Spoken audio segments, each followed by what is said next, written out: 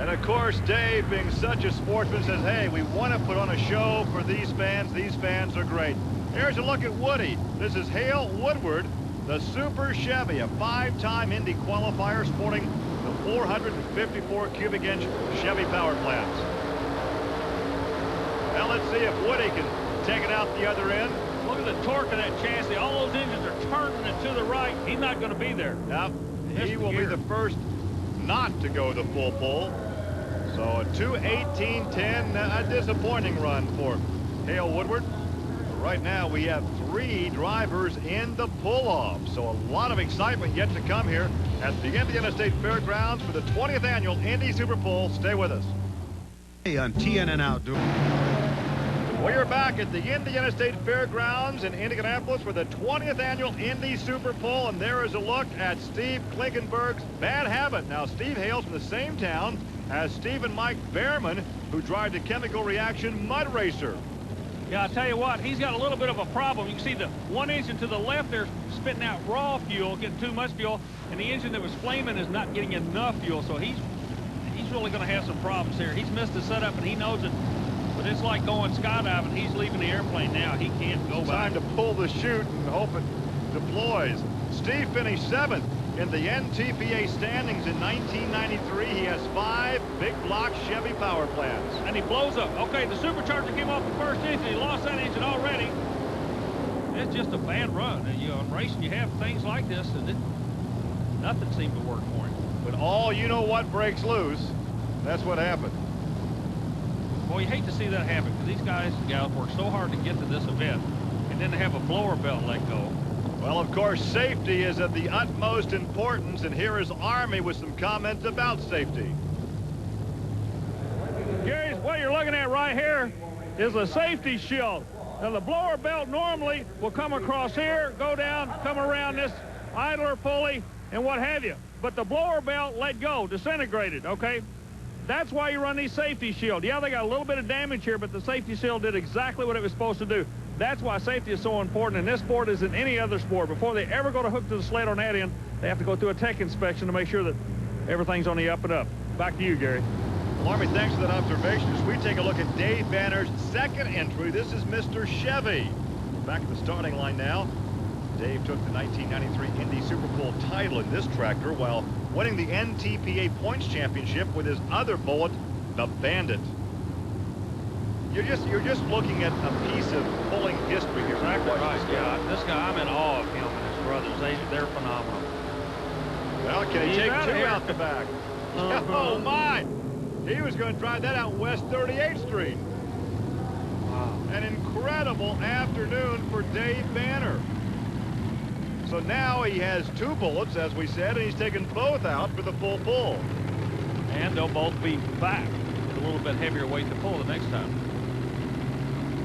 Well, there Dave is in the cockpit, shuts it down, starts to unbuckle to take the helmet off. And of course, we want Army to go over and have a chance to talk with Dave once again. There's the helmet. He's very popular. A wave to the fans. And here's Army. Are we going to have fun? Well, David, putting 2 of them in a pull-off increases your odds of winning, but it also has got to put a lot more pressure on you. Oh, yeah, you know, I got my full crew here and everything, and we can handle it, but boy, it does really tax you when you get 2 of them in the pull-off. But that's what I come here for. Well, look at that big smile. That tells it all right there as we look at Rozlyn Knox, the MF Industrial Sassy Massey. Now, once again, our final competitor will have to go for a full pull if she intends to be in the pull-off and have a chance at victory here at the Fairgrounds Coliseum. Now, Rozlyn comes out with a different setup. Thanks to the New England Dodge dealers, she's hooked up with the Chrysler people and rely on the Chrysler horsepower, plus the SSI superchargers. They can make a phenomenal amount of horsepower. The engine's tuned by her son. Her husband's a crew chief. Got 1 motor that's fat, a lot of wheel speed. She's looking good, Gary. What does it look like to you? It could, yeah, it looks really close. Let's check out the official. Oh, 2:29.07. About that far away from a full pull. Man, that is a tough break. Let's take a look again as she's sponsored by Big A Auto Parts. The Dodge logo there on the front of this tractor. You got 1 motor. The left front motor seat never hit. The mag wasn't working. See all the raw fuel coming out? Well, let's go trackside now and talk to Rozlyn. Rozlyn, he kicked the blower belt off of it. You had a great run going, but that cost you. That's got to hurt a little bit. Oh, it sure does. We had a real good night last night, but, you know, a blower belt, it just costs a lot of power, and this track takes a lot of power, and we just didn't make it. I'll tell you what, you made a lot of friends tonight. You're a credit to the sport. Your whole family is, and I look forward to working with you again. Thanks very much.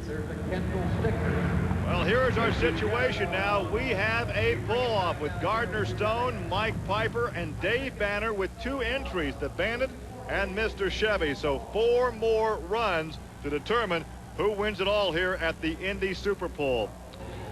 Well, there were a couple of other pullers, Army, here tonight that turned in valiant efforts but did not make the pull-off.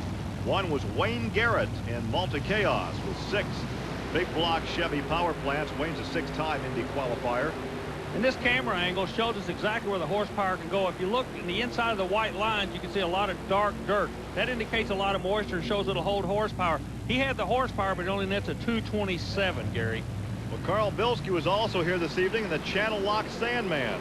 He laid down a good shot, but again, not able to find the right gearing. They've got the horsepower, they just don't have the gearing right. Well, Army, as we get ready now for the pull-off, your trackside with some observations. Gary, we've got a unique situation. It's the first time I've had a chance to work with it. It's called a floating finish line. Now, I am standing at the 230-foot mark right here. This is the distance they had to pull past a moment ago to get into the pull-off. 4 vehicles did it. The floating finish line goes 10 feet further down. Now, in order to make a full pull, you've got to go past 240 feet. I think it's a good idea. It's a new rule, and it really makes these unlimiteds work when they get on the other end. Back to you, Gary. Ready for the pull-off. They're adding weight. We're coming back. Stay with us.